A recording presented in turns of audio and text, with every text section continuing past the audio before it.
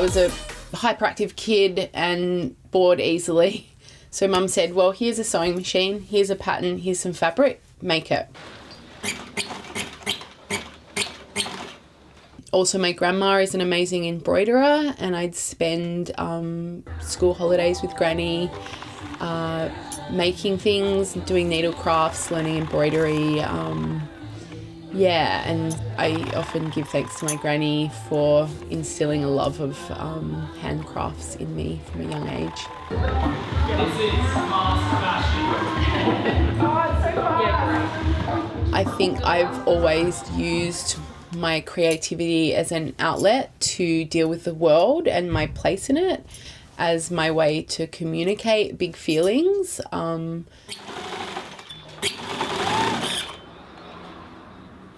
Mardi Gras next weekend, which is really exciting, and I have had a request for a pink and turquoise recycled materials based headdress that's going to read "The future is queer."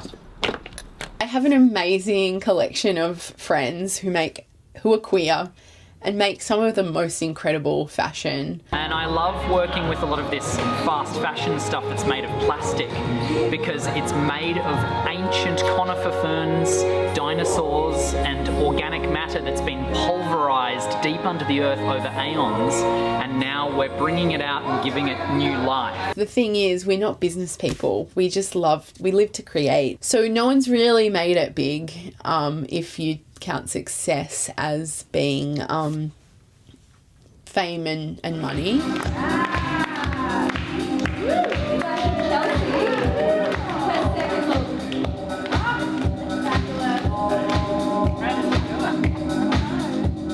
I left home quite young, so I've always had quite an independent life from my family, which is, just naturally how it's flowed.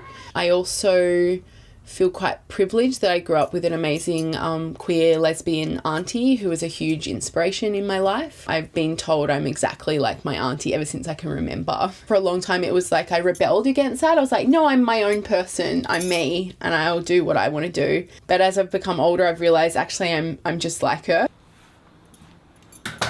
Then that came with also coming out to my mum, I guess, which was is still a bit of a confusing topic for me, I think.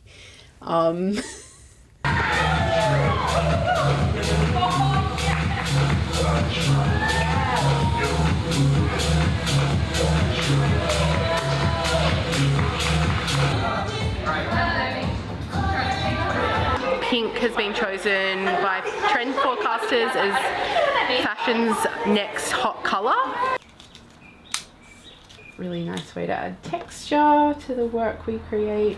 I moved into a warehouse, a scungy warehouse with amazing artists, a bunch of women and environmental activists at the time, and that led me to going to bush doofs, outdoor music festivals, which became my lifestyle and my community for a really long time. That's where I sold my felt hats, beautiful handmade felt hats that I made for about 7 years, traveling all over the world and all over Australia, selling my hats at festivals. And then that sort of led me to some really amazing creative people that I met through the festival scene, artists creating art at festivals. Luna and I collaborate on a lot of our wearable art projects and our large-scale wearable art pieces, which is a wonderful process for the two of us to share.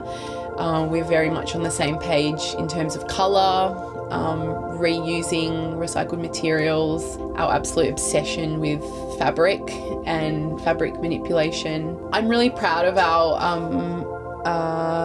of winning awards at the World of Wearable Art Awards on a global platform. It was a garment that transformed from neon coral to bleached white coral. When we first showed it to our community, everyone cried, which we really weren't expecting, and just the profound nature of witnessing that and realising what's happening right now in the world was pretty amazing. Fashion is something that everyone can relate to. Whether you're into fashion or not, everyone buys clothes and everyone contributes to the environmental and cultural issues that are around fashion, like where our clothes come from, where do they go when we're done with them. So it's something that everyone can relate to. We bring the op shop waste to a space and then invite anyone of any skill set, creatives, first timers, anyone is welcome to come. And the idea is to transform the discarded waste into amazing fashion. Traditional bodies that you don't usually see on a runway are welcome to be fabulous and strut their stuff in their new fabulous creation. Sarah is an absolute creative dynamo. Sarah loves the project and is here every event that we do, and is hugely influential, and is also a maker, whereas me and Seb don't actually sew. We put things together hand sewing or with safety pins and styling ridiculous outfits, and so to have Sarah there to help people who come and give tips and advice on how to make things is a huge aspect of this event.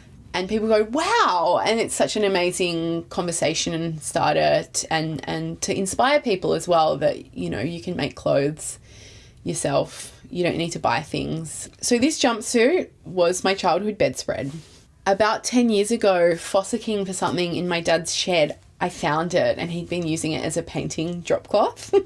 So if you look closely, it's actually covered in paint. But yeah, this is my original childhood bedspread. It's about 30 years old and I made it into this amazing boiler suit. Originally intended, I was sort of like, it's covered in paint, I'll make it as a work outfit to wear to work, and it doesn't matter if it gets covered in paint. And I made it and it was so fabulous that it's now become my sort of, my creative power suit. There's something really intimate about wearing art upon the body as well that can tell a really profound story more than perhaps looking at something hanging on a wall.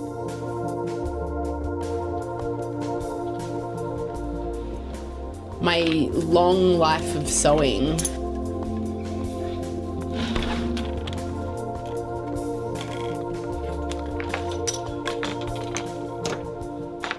my sewing and creativity as a sort of a mental health coping mechanism, I guess, in a positive way. Always got so many ideas I want to make. It's just finding the time. So when I get to bring that special little thing I found in the gutter riding my bike, or something that I picked up from an op shop, or the trash and treasure on Sunday, when I can bring that to life in a costume or piece of wearable art, I feel a great sense of pride. Yep.